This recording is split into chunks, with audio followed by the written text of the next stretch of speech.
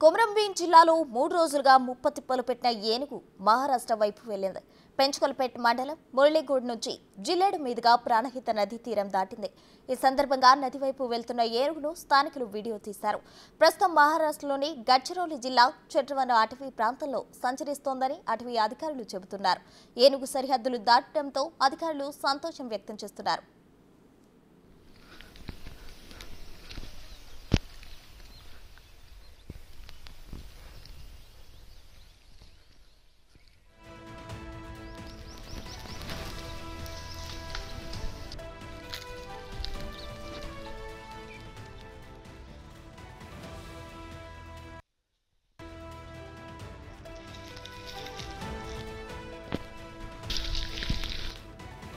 కొమరంభీం జిల్లాలో 3 రోజులుగా ముప్పతిప్పలు పెట్టిన ఏనుగు మహారాష్ట్ర వైపు వెళ్లింది.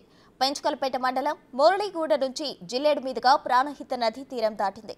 ఈ సందర్భంగా నది వైపు వెళ్తున్న ఏనుగును స్థానికులు వీడియో తీశారు. ప్రస్తుతం మహారాష్ట్రలోని గడ్చిరోలి జిల్లా చెట్రవన అటవీ ప్రాంతంలో సంచరిస్తోందని అటవీ అధికారులు చెబుతున్నారు. ఏనుగు సరిహద్దులు దాటడంతో అధికారులు సంతోషం వ్యక్తం చేస్తున్నారు.